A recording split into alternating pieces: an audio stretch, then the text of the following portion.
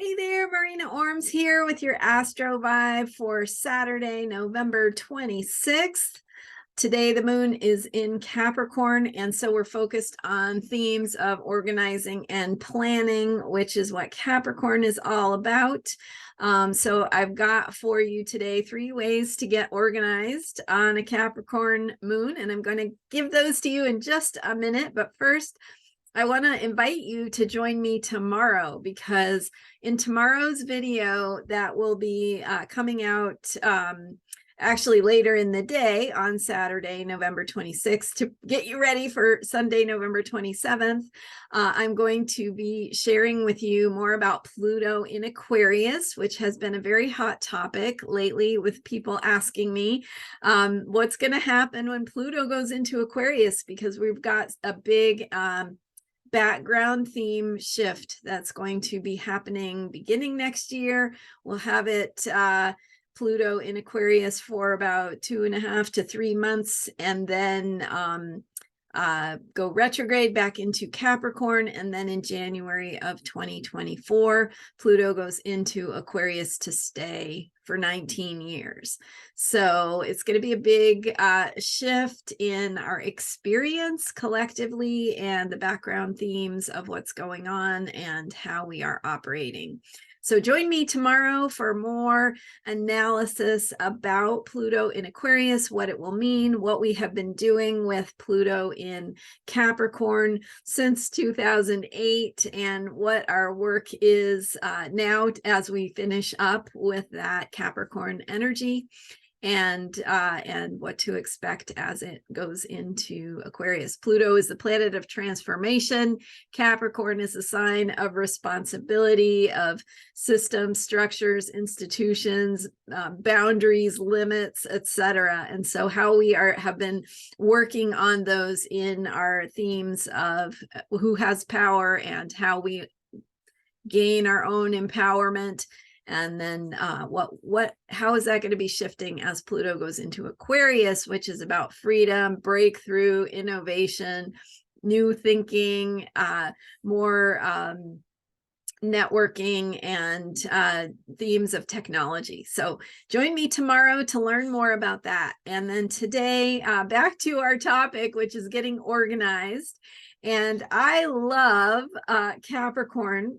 Maybe that's because I'm a Capricorn sun. But anyway, I think Capricorn is, it's what gives structure to our ways of being. And it also speaks to our own sense of authority and where our authority is. So where our strengths are, our backbone, and believing in ourselves, of course, is more of a Sagittarian thing. But when we have the Capricorn energy, that we take that belief and we put it into a system, we put it into a structure, a plan, a way of operating. And so it's going from that place of just believing in something to creating a structure that will allow that to unfold and continue to grow.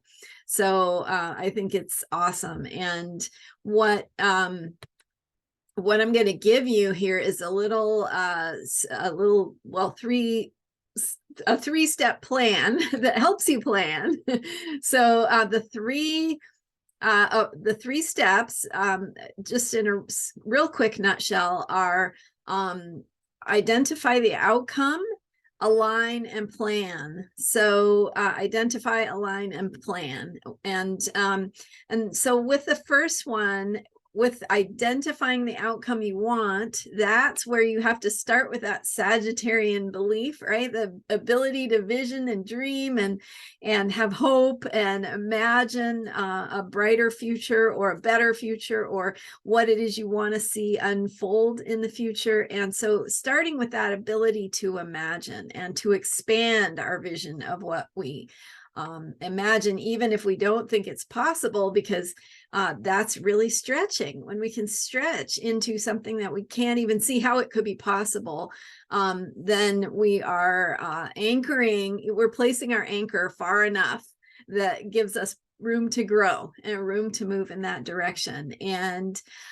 so start with number one, getting grounded. and start with your big picture, start with that outcome that you want, that big vision, that dream, that hope, because that's what you want your system to be organized and aligned to get to, or at least moving in that direction. So number one in this 3 steps is to get grounded, to identify the outcomes that are really most important. So focus. There's a sense of really getting focused and getting to the heart of the matter. So maybe you think that you're trying to achieve some objective, and it's got all these parts, and we want this to happen and that to happen, but why?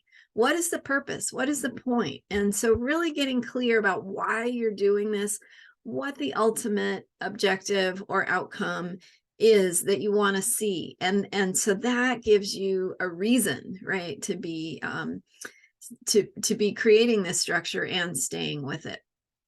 So identifying that outcome, but letting it be a little bit of a dream, right? A hope, a dream, a big vision, a big thing that would really excite and inspire you. And so what is worth you putting your precious time and energy and resources into? What is exciting enough for you to rally around, for you to actually, feel excited and inspired about putting your energy into each day? So identify what that is. That's going to be step 1. And that's going to help us get organized. So step 1 is identify the outcome after getting really grounded and focused.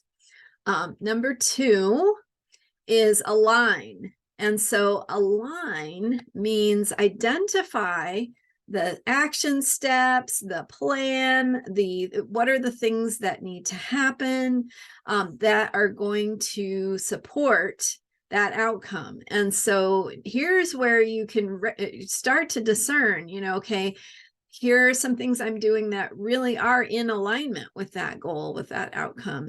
And here are some things that I'm doing that maybe aren't contributing to it very much, that maybe I think I have to do because they've always been done that way or whatever, but maybe they're not actually aligning with the outcome, the dream, that is where we really want to go.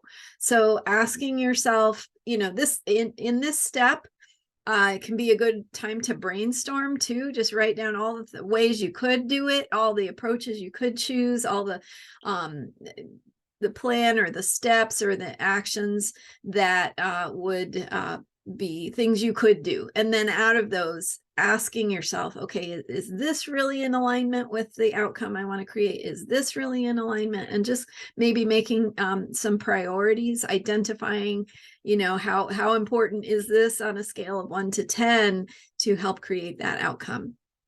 And then finally, number 3 is the plan.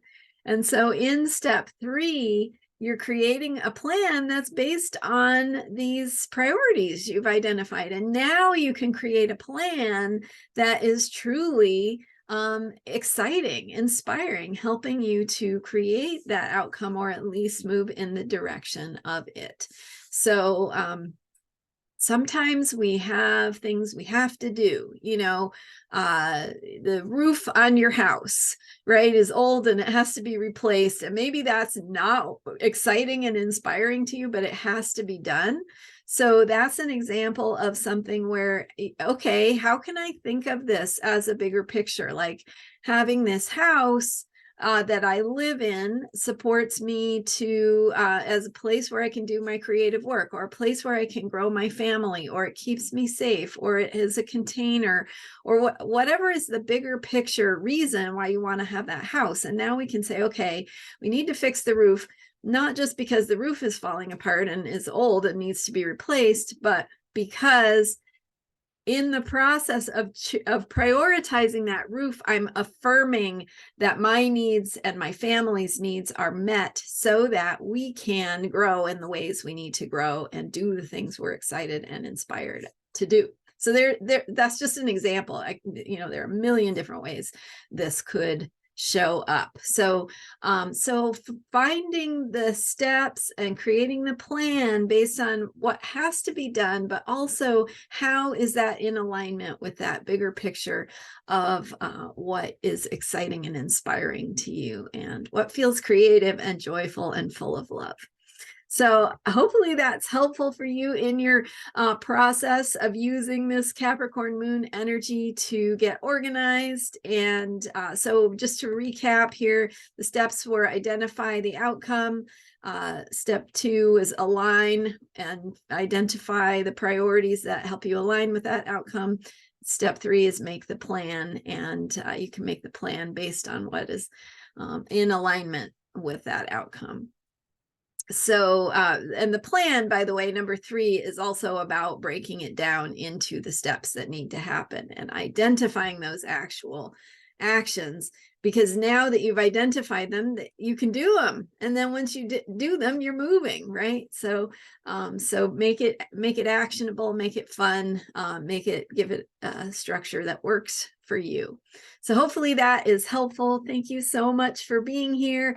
Come back and join me tomorrow as we'll be diving in with a lesson, a framing of where we are in history, kind of, and how we can use this moment to work with the Pluto and Capricorn energies and what's going to be shifting as Pluto goes into Aquarius, and how we can be empowered through that process. So I'll be giving you lots of information on that tomorrow, and I will see you then. You can find out more about me at astrologyheals.com. Thank you for joining me on this long Thanksgiving weekend, and I'll see you next time.